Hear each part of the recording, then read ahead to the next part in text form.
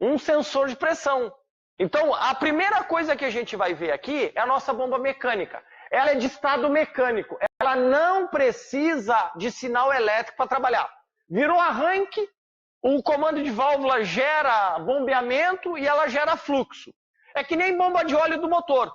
Virou arranque e gera fluxo de óleo. Pronto, acabou o assunto. Então está gerando fluxo. É uma bomba de pistão normal. Está localizada em quase todos os modelos no comando de válvula. Está aqui ela. Tá? Aqui um outro modelo de bomba mais antigo, aí Bosch. Vocês poderão ter ressaltos de 2, de 3 ou de 4 lóbulos no comando, dependendo da montadora do veículo, do modelo. Então aqui eu tenho o comando de válvula fazendo o bombeamento no pistão. Então esse pistão aqui que vai fazer a pressurização na câmara. Então aqui eu tenho uma imagem muito real de um modelo de bomba que a Bosch usa. Então aqui eu tenho a bomba mecânica gerando fluxo para a galeria de alta e eu tenho o sensor de pressão. Ele é a validação de cálculo, ele é validação de controle. Então o que a gente tem? Quando o pistão ele desce, essa válvula aqui deixa a gasolina entrar para dentro da câmara. Eu tenho uma válvula aqui de retenção de pressão na galeria de alta e eu tenho aqui uma válvula elétrica de controle, a válvula de controle de demanda. Quando o pistão desce, a gasolina entra aqui para dentro, enche essa galeria completamente. Quando o pistão subir, ele vai pressurizar essa gasolina. Aquela válvula lá fechou, essa aqui vai abrir. A pressão de pressurização aqui na câmara vai depender da minha carga aplicada em cima do solenoide da válvula de demanda aqui. Se eu botar um controle menor aqui, a pressão exercida é menor. Cai a pressão aqui, diminui a pressão aqui. Se o controle é maior, aumenta a vedação, aumenta a pressão para a galeria. Então eu tenho ali uma válvula, é uma bomba de estado mecânico, eu não vou adiantar muito, que não tem muito segredo aqui. Quais os defeitos recorrentes que tem? Os modelos mais antigos que não tinham tucho rolete, não eram roletados, tinham um problema de desgaste. O cliente ia lá, pegava aquela promoção lá do Nacional, do Big lá, comprava o óleo de R$5 lá, ó. Olha lá, comeu completamente o tucho lá, tá? Então isso aqui era um problema muito passado. Hoje a grande maioria está usando já roletes no tucho, aí está evitando já bastante. Isso aqui também diminui mais o barulho, porque com esse tucho aqui ele aumentava bastante a batida e aumentava bastante o barulho. Tá? Então era um defeito muito recorrente no passado. Nós temos a válvula de demanda, aqui a válvula de controle de pressão. Tá? A bomba, ela gera fluxo. Está gerando fluxo lá. Aí a central viu, dependendo das variáveis de cálculo, lá, rotação, MAP, temperatura, posição do borboleta, tudo mais, ela determinou. Para essa situação, eu preciso tanto de pressão. Para mim chegar nessa pressão, eu tenho que modular um sinal nessa válvula de demanda aqui. Então ela vai emitir um pulso elétrico. Tá? É uma válvula de controle aqui. Dependendo da bomba, eu posso ter ela normalmente aberta ou normalmente fechada, dependendo do sistema do veículo.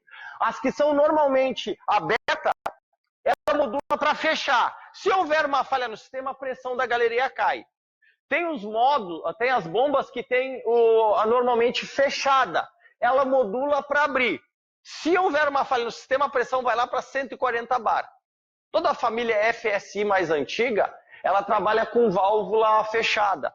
As Captiva trabalha com válvula fechada também. Se houver um problema, ela joga a pressão lá para cima. Aí grila, bate, fica barulhento o motor. Então nós temos uma modulação aqui, ó, um pulso elétrico mandado pelo módulo, um pulso negativo. A grande maioria modula com pulso negativo. Eu tenho um 12 volts e eu tenho uma modulação negativa.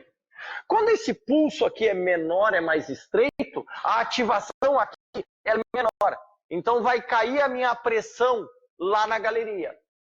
Se eu aumentar, olha a largura do pulso aqui, uma modulação mais estreita. Se eu aumentar a largura do pulso, aumenta a modulação. Ela vai aumentar a pressão lá na galeria, pressão maior. Então, PWM maior, pressão maior. PWM menor, pressão menor. Aqui.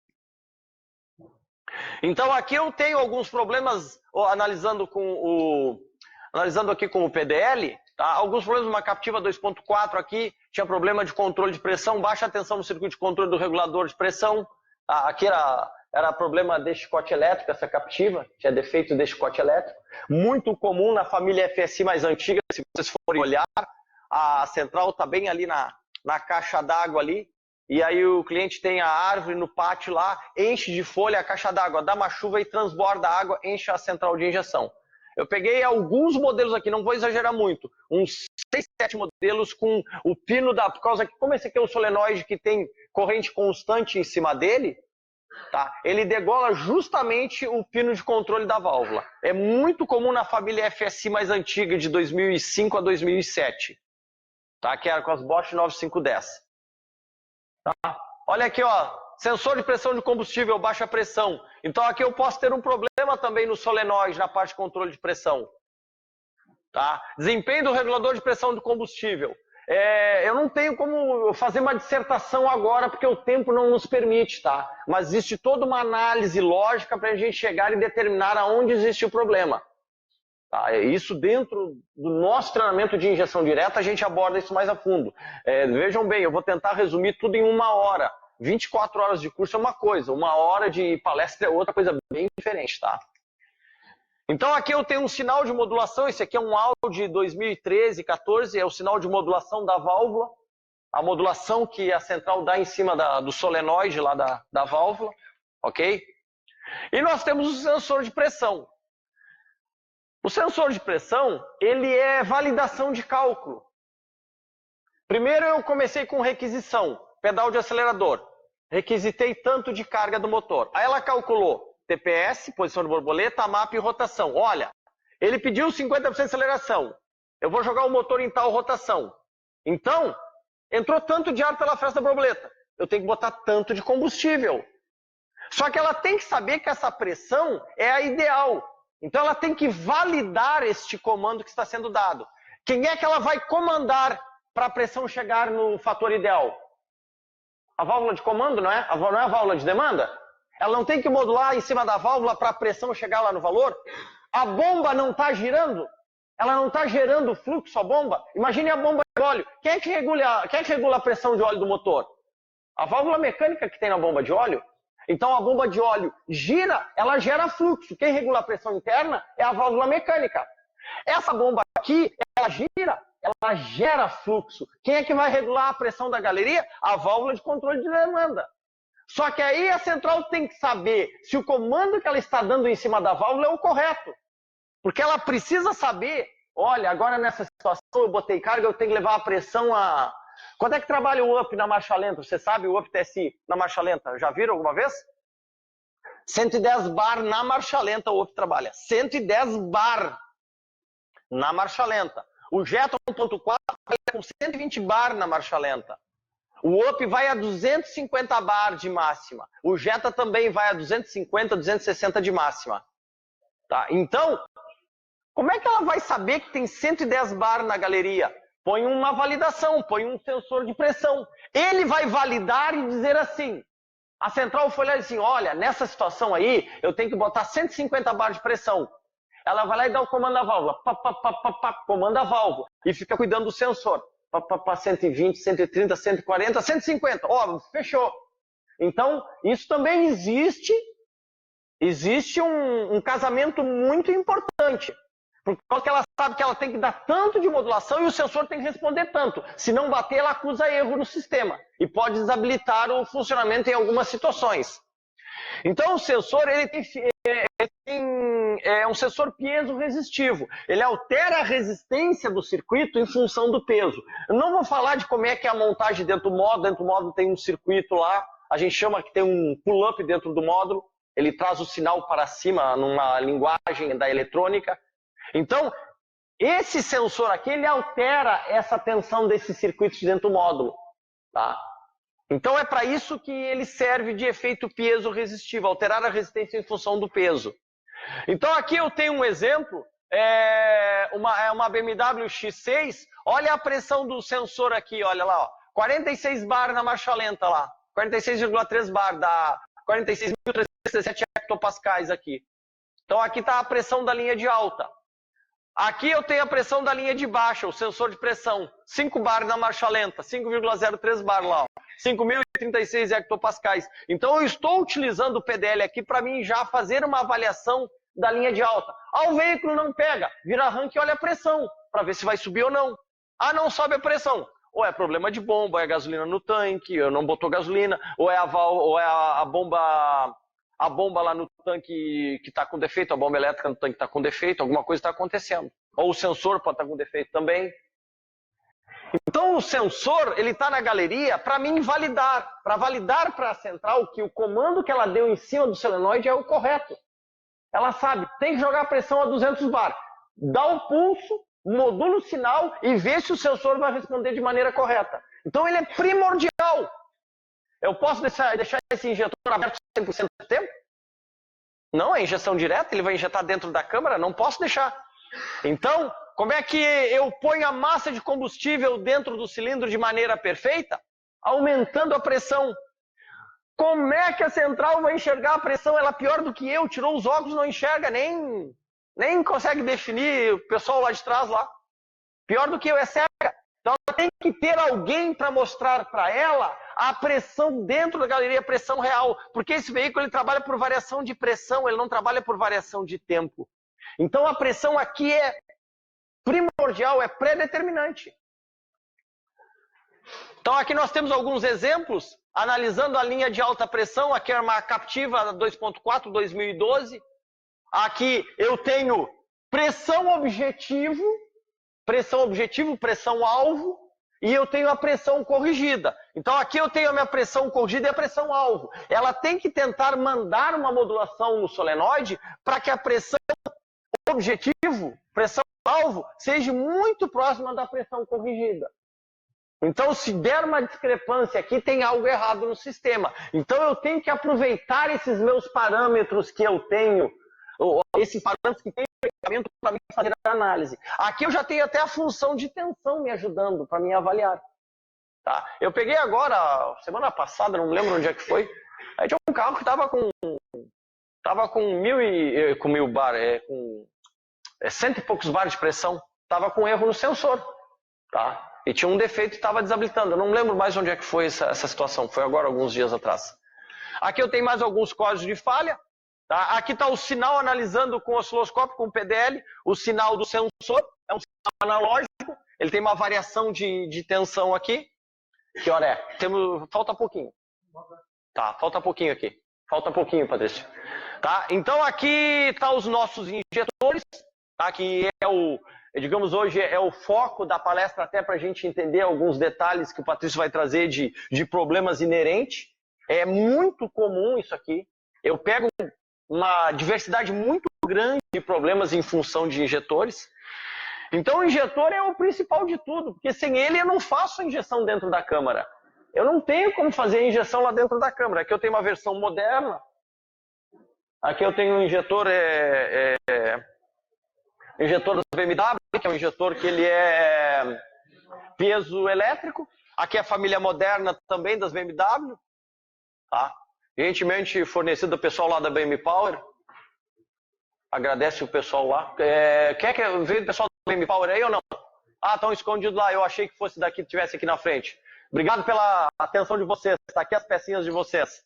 Tá? Então esse aqui é uma família moderna, os injetores de caneta. Que é a família mais antiga, que eles são piezoelétricos.